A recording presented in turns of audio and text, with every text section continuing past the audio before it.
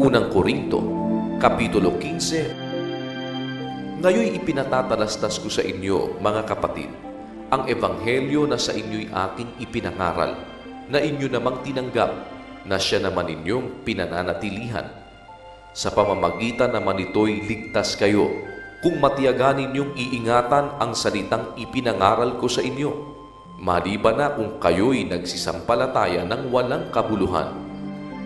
Sapagkat ibinigay ko sa inyo una sa lahat ang akin namang tinanggap, na si Kristo ay namatay dahil sa ating mga kasalanan ayon sa mga kasulatan, at siya'y inilibing at siya'y muling binuhay ng ikatlong araw ayon sa mga kasulatan, at siya'y napakita kay Cephas at saka sa 12. Pagkatapos ay napakita sa mahigit na 500 kapatid na paminsan, na ang karamihan sa mga ito'y nangabubuhay hanggang ngayon, datapwat ang mga iba'y nangatulog na.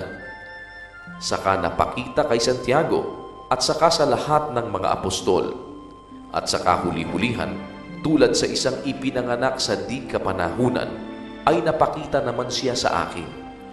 Ako nga ang pinakamaliit sa mga apostol, at hindi ako karapat-dapat na tawaging apostol, sapagkat pinag-usig ko ang iglesia ng Diyos. Datapwat sa pamamagitan ng biyaya ng Diyos, ako nga'y ako, at ang kanyang biyaya na ibinigay sa akin ay hindi nawawala ng kabuluhan. Bagkus ako'y malhabis na nagpagal kaysa kanilang lahat, bagaman hindi ako, kundi ang biyaya ng Diyos na sumasa akin. Maging ako nga o sila, ay gayon ang aming ipinangangaral, at gayon ang inyong sinampalatayanan. Kung si Kristo nga'y ipinangangaral na siya'y muling binuhay sa mga patay, bakit ang ilan sa inyo ay nagsisipagsabi na walang pagkabuhay na mag-uli ng mga patay? Datapwat kung walang pagkabuhay na mag-uli ng mga patay, ay hindi rin nga muling binuhay si Kristo. At kung si Kristo'y hindi muling binuhay, ay walang kabuluhan nga ang aming pangangaral. Wala rin namang kabuluhan ang inyong pananampalataya. Oo, at kami ay nasusumpungang mga saksing bulaan tungkol sa Diyos, sapagkat aming sinasaksihan tungkol sa Diyos na kanyang muling binuhay si Kristo, na hindi siyang muling nabuhay, kung tunay nga ang mga patay ay hindi muling binubuhay. Sapagkat kung hindi muling binubuhay ang mga patay, ay hindi rin nga muling binuhay si Kristo. At kung si Kristo ay hindi muling binuhay, ang inyong pananampalataya ay walang kabuluhan, kayo'y nasa inyong mga kasalanan pa. Kung gayon nga, ang mga nangatutulog din naman kay Kristo ay pawang nangapahamak. Kung sa buhay lamang na ito tayo nagsisiasa kay Kristo, ay tayo sa lahat ng mga tao ang lalong kahabag-habag. Datapwat si Kristo nga'y muling binuhay sa mga patay, na siya ay naging pangunahing bunga ng nangatutulog. Sapagkat yamang sa pamamagitan ng tao'y dumating ang kamatayan, sa pamamagitan din naman ng tao'y dumating ang pagkabuhay na mag-uli sa mga patay. Sapagkat kung paanong kay Adam ang lahat ay nangamamatay, gayon din naman kay Kristo ang lahat ay bubuhayin. Datapwat ang bawat isa'y sa kanyang sariling katayuan. Si Kristo ang pangunahing bunga, pagkatapos ay ang mga kay Kristo sa kanyang pagparito. Kung magkagayoy darating ang wakas, pagka ibibigay na niya ang kaharian sa Diyos, sa makatuwid bagay sa Ama, pagkalilipulin na niya ang lahat ng paghahari at lahat ng kapamahalaan at kapangyarihan. Sapagkat kinakailangang siya'y maghari hanggang mailagay niya sa ilalim ng kanyang mga talampakan ang lahat niyang mga kaaway. Ang kahuli-hulihang kaaway na lilipulin ay ang kamatayan. Sapagkat kanyang pinasuko ang lahat ng mga bagay sa ilalim ng kanyang paa. Datapwat kung sinasabi, ang lahat ng mga bagay ay pinasuko, ay maliwanag na itinanggi yaong nagpasuko ng mga bagay sa kanya. At kung ang lahat ng mga bagay ay mapasuko na sa kanya, kung magkagayoy, ang anak rin ay pasusukuin naman sa nagpasuko ng lahat ng mga bagay sa kanya, upang ang Diyos ay maging lahat sa lahat. Sa ibang paraan, Anong gagawin ng mga binabautismuhan dahil sa mga patay? Kung ang mga patay ay tunay na hindi muling binubuhay, bakit nga sila'y binabautismuhan dahil sa kanila? Bakit baga naman tayo'y nanganganib bawat oras? Ipinahahayag ko alang-alang sa ikaluluwalhati ninyo, mga kapatid, na taglay ko kay Kristo Jesus na Panginoon natin na araw-araw ay namamatay ako. Kung ako'y nakipagbaka sa Efeso laban sa mga ganib, ayon sa kaugalian ng tao, ano ang pakikinabangin ko? Kung ang mga patay ay hindi muling binubuhay, magsikain at magsiinom tayo, yamang bukas tayo'y mga mamatay. Huwag kayong padaya. Ang masasamang kasama ay sumisira ng magagandang ugali. Gumising kayo ng ayon sa katuwiran at huwag mangagkasala, sapagkat may mga ibang walang pagkakilala sa Diyos. Sinasabi ko ito upang kayo'y kilusin sa kahihiyan. Datapwat sasabihin ng iba, paanong muling bubuhay ng mga patay? At anong anyo ng katawan ang iparirito nila?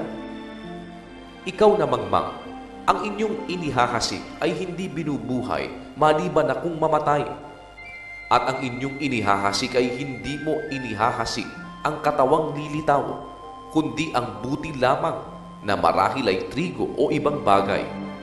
Datapwat ang Diyos ay nagbibigay ng katawan dito ayon sa kanyang minagaling, at sa bawat binhi ay ang sariling katawan. Hindi ang lahat ng laman ay magkasing isang laman, kundi may laman sa mga tao, at ibang laman sa mga hayop, at ibang laman sa mga ibon, at ibang laman sa mga isda. Mayroon namang mga katawang ukol sa langit, at mga katawang ukol sa lupa. Datapwat iba ang kaluwalhatian ng ukol sa langit, at iba ang ukol sa lupa.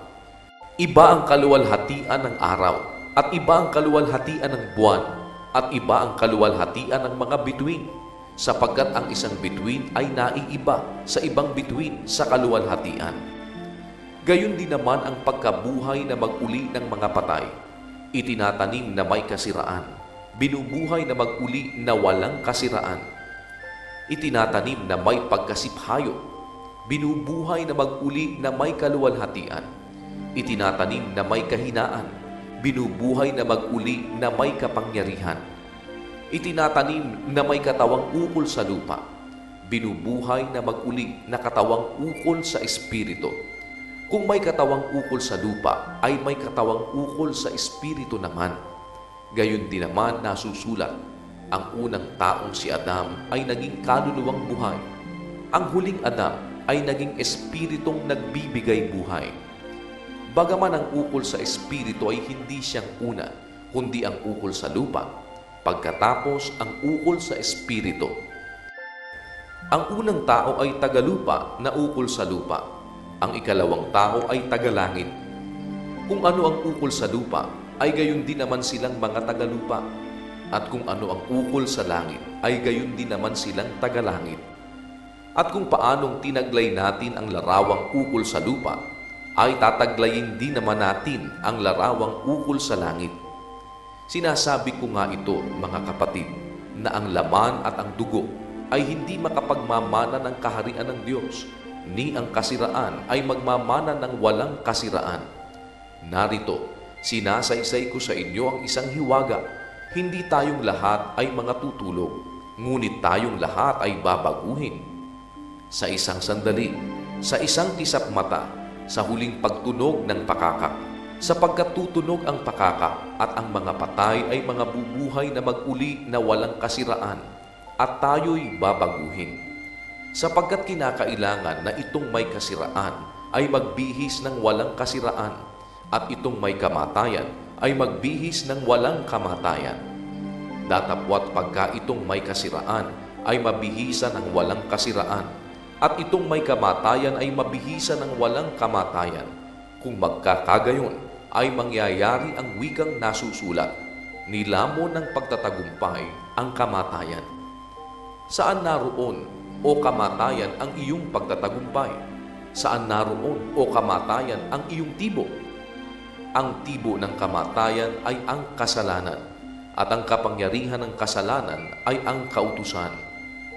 Datapwat, salamat sa Diyos na nagbibigay sa atin ng pagtatagumpay sa pamamagitan ng ating Panginoong Hesukristo. Kaya nga, mga kapatid kong minamahal, kayo'y magsitatag, huwag makilos, na laging sumasagana sa gawa ng Panginoon. Yamang nalalaman ninyo na hindi walang kabuluhan ang inyong gawa sa Panginoon.